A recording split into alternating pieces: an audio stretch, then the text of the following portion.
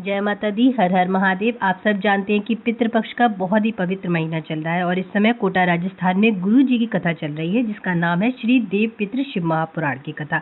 इस कथा में गुरु जी ने पितृपक्ष में किए जाने वाले कुशा वाले उपाय के बारे में बताया है। आज की वीडियो में हम आपको इसी कुशा वाले उपाय की संपूर्ण जानकारी देंगे। तो बिना देर किए आगे बढ़ते हैं और जानते हैं कि आपको ये कुशा वाला उपाय कैसे करना है। इस उपाय को करने के लिए आपको लेना है 3 कुशासन, यानी कुशा के बने हुए जो आसन होते हैं वो आपको 3 आसन लेने हैं।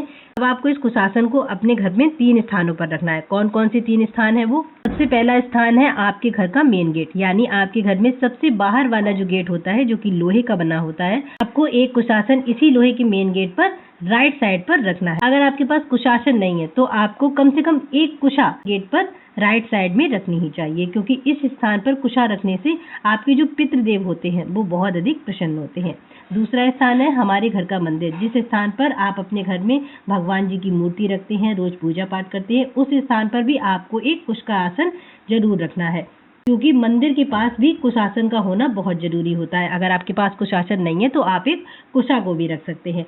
अब जो तीसरी जगह है वो है हमारे किचन में, जहाँ पर हम पीने का पानी रखते हैं। तो आपको एक कुशा अपने किचन में पीने वाले पानी के स्थान पर भी जरूर रखनी चाहिए, क्योंकि इससे आपके पितृदेव बहुत प्रसन्न होते हैं। तो इन तीनों जगहों पर आप कुशा जरूर रखिएगा, क्योंकि ऐसा करने से आपको कभी भी पितृदोष नहीं लगेगा। चलिए आगे बढ़ते हैं, बात करते हैं अपने दूसरे उपाय की। लेकिन उससे पहले जो लोग इस चैनल पर पहली बार आए और मेरी आवाज को पहली बार सुन रहे हैं, वीडियो को लाइक जरूर करिएगा, चैनल को सब्सक्राइब करिएगा और कमेंट में श्री शिवाय नमस्तुभ्यम जरूर लिखिएगा। चलिए आगे बढ़ते हैं, बात करते हैं अपने दूसरे उपाय की। इस उपाय को करने के लिए आपको एक इस प्रकार की कुशा लेनी है। किसी भी पूजा पाठ की शॉप पर आपको ये कुशा बहुत आसानी से मिल जाएगी।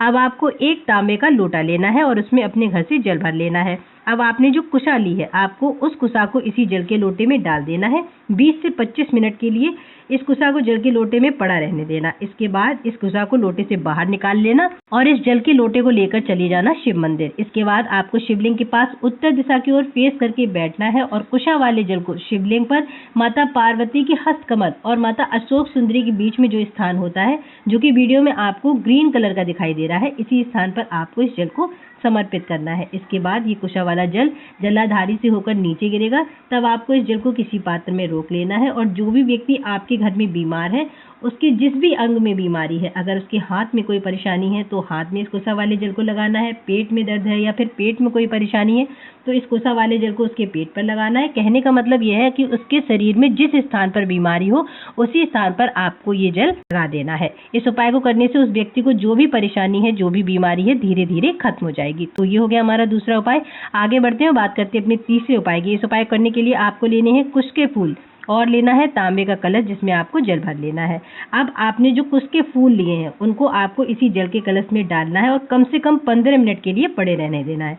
इसके बाद आपको इन कुश के फूलों को निकाल लेना है और इस जल को शिव मंदिर में लेकर जाना है। शिव मंदिर में शिवलिंग के पास उत्तर दिशा की ओर फेस करके बैठना है और लोटे के पूरे जल को शिवलिंग पर हाटकेश्वर महादेव का स्मरण करते हुए समर्पित कर देना है। अब ये जल जलाधारी से होकर नीचे गिरेगा। तब इस जल को किसी पात्र में रोक लेना है और जो भी व्यक्ति आपके घर में पितृदोष के कारण बीमारियों से परेशान है, उसको ये जल थोड़ा सा पिला देना है हाटकेश्वर महादेव का स्मरण करते हुए। उस व्यक्ति को जो भी बीमारी है, जो भी पितृदोष है, इस उपाय से वो दूर हो जाएगा। तो आज की वीडियो में इतना ही। अगर आपको वीडियो में बताए गए उपाय अच्छे लगे हो तो चैनल को सब्सक्राइब जरूर करिएगा, वीडियो को लाइक करिएगा और कमेंट में श्री शिवाय नमस्तुभ्यम जरूर लिखिएगा। हर हर महादेव।